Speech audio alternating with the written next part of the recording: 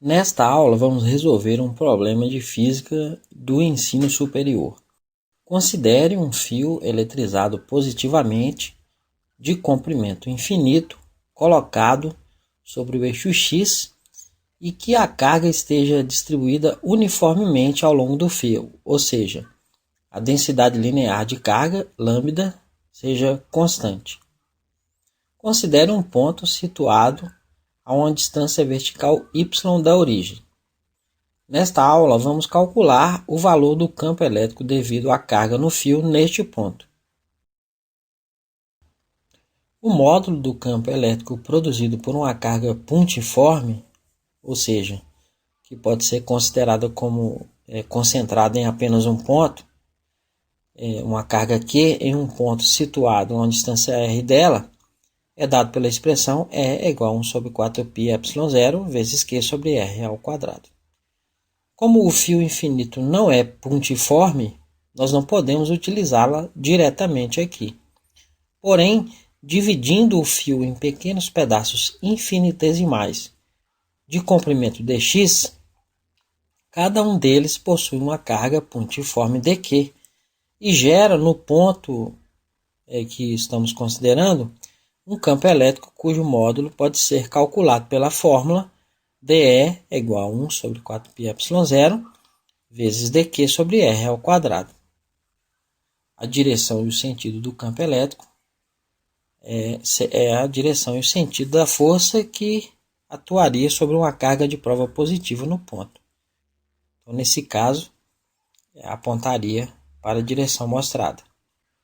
Como a densidade linear de carga do fio é constante, e essa densidade é a quantidade de carga por unidade de comprimento, para saber o valor da carga infinitesimal, basta multiplicar esta densidade pelo comprimento infinitesimal. Então, o dq vai ser o lambda vezes dx. A densidade linear de carga vezes o comprimento do pedacinho que a gente pegou. Então, podemos dizer que o módulo do campo elétrico gerado é dE é igual a 1 sobre 4πε0, no lugar do dq, lambda dx sobre r ao quadrado. O campo elétrico total no ponto será a soma vetorial dos campos gerados por cada carga infinitesimal no fio. Um fato curioso aqui é que o campo elétrico resultante não terá componente horizontal. Observe que para cada carga dq à direita do eixo y, que gera um campo elétrico no ponto, teremos outra carga dq situada à mesma distância à esquerda de y. Observe que as componentes horizontais desses dois campos anulam-se mutuamente e as componentes verticais somam-se mutuamente. Então, o campo elétrico resultante será vertical e para cima. Observe que o vetor campo elétrico e suas componentes formam um triângulo retângulo e o módulo do campo é a hipotenusa e a componente vertical é o cateto adjacente ao ângulo θ mostrado. Então, o cosseno de θ, o cosseno é cateto adjacente sobre a hipotenusa, vai ser dEy, a componente do campo vertical, sobre a hipotenusa dE. Então, podemos dizer que o dEy vai ser o dE vezes o cosseno de θ. Podemos observar outro triângulo semelhante a este na figura. Neste, o cosseno do ângulo θ cosseno de θ é o cateto adjacente, que é y, sobre a hipotenusa, que é r. Então, portanto, a componente vertical do campo elétrico, devido a cada porção infinitesimal de carga, é dEy igual a 1 sobre 4πε0, lambda dx sobre r ao quadrado, vezes o cosseno, que é y sobre r. Que a gente pode reescrever como lambda y sobre 4πε0, vezes dx sobre r elevado ao cubo. Utilizando o teorema de Pitágoras, no triângulo retângulo formado por x, y e r, teremos que r ao quadrado, a hipotenusa ao quadrado, vai ser y quadrado mais x ao quadrado, a soma dos quadrados dos catetos.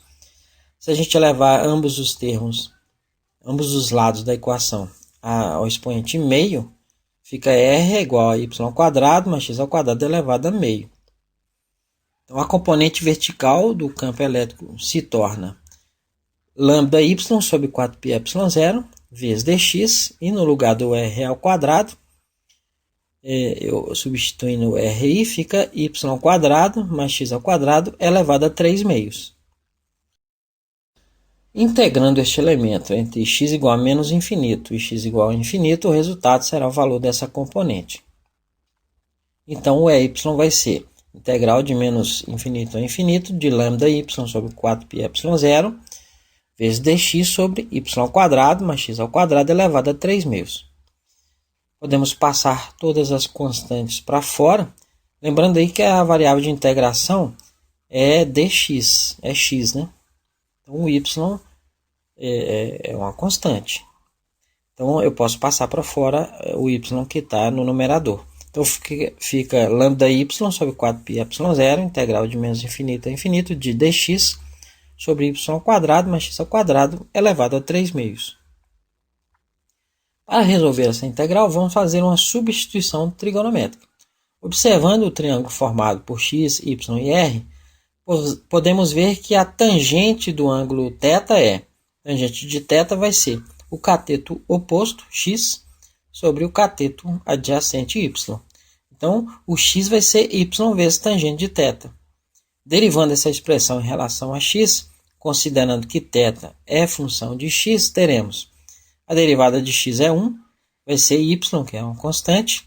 A derivada de tangente de θ é secante ao quadrado de θ. Como θ é função de x, dθ dx. Passando o dx para o outro lado, fica dx igual a y secante ao quadrado de θ dθ. Como x varia de menos infinito a infinito, a nova variável de integração θ irá variar de menos π sobre 2 a π sobre 2. Que são os ângulos nos quais a tangente varia de menos infinito a infinito.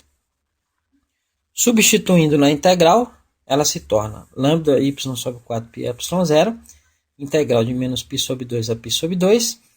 No lugar do dx, y secante ao quadrado de θ vezes dθ. E embaixo vai ficar y ao quadrado mais, no lugar do x ao quadrado, né? Vai ficar y ao quadrado, tangente ao quadrado de θ elevado a 3 meios. O y que multiplica secante ao quadrado pode ser passado para fora da integral. Então fica lambda y ao quadrado sobre 4πε0, integral de menos π sobre 2 a π sobre 2, vezes secante ao quadrado de θ dθ. E embaixo eu posso colocar o y ao quadrado em evidência. Fica y ao quadrado vezes 1 mais tangente ao quadrado de θ. Tudo isso elevado a 3 meios. Que dá lambda y ao quadrado sobre 4πε0, integral de menos π sobre 2 a π sobre 2, de secante ao quadrado de θ, dθ. Quando eu pegar o y ao quadrado e elevar a 3 meios, vai ficar y elevado a 3 vezes 1 mais tangente ao quadrado de θ elevado a 3 meios. Esse y elevado a 3 que está embaixo pode passar para fora da integral, e ao simplificar com o y ao quadrado que tem no numerador, do que já está do lado de fora, vai ficar um y embaixo. Então fica lambda sobre 4πε0 vezes y, integral de menos π sobre 2 a π sobre 2, de secante ao quadrado de θ dθ sobre 1 mais tangente ao quadrado de θ elevado a 3 meios. Para simplificar a expressão da integral, vamos utilizar uma identidade trigonométrica muito conhecida. Seno ao quadrado de θ mais cosseno ao quadrado de θ é igual a 1. Se a gente dividir todos os termos por cosseno ao quadrado de θ, ela se torna seno ao quadrado de θ sobre cosseno ao quadrado de θ mais cosseno ao quadrado de θ sobre cosseno ao quadrado de θ é igual a 1 sobre cosseno ao quadrado de θ. Tangente de θ é seno de θ sobre cosseno de θ. Como está ao quadrado aí, esse primeiro termo é tangente ao quadrado de θ. Mais cosseno ao quadrado dividido por cosseno ao quadrado dá 1. Mais 1 vai ser igual.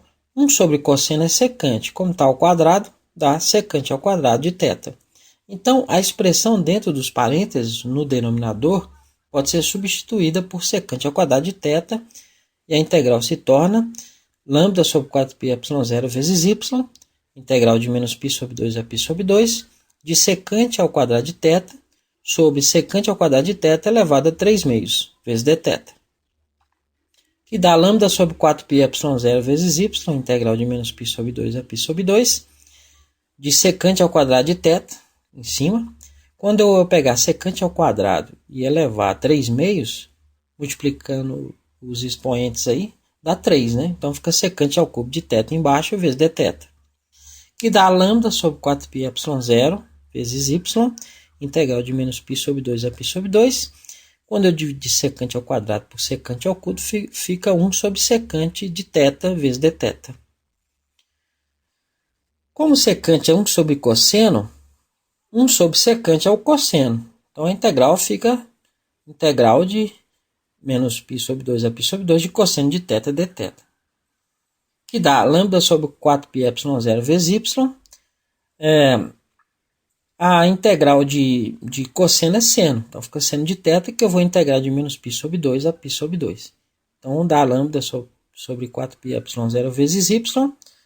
Seno de π sobre 2 menos seno de menos π sobre 2.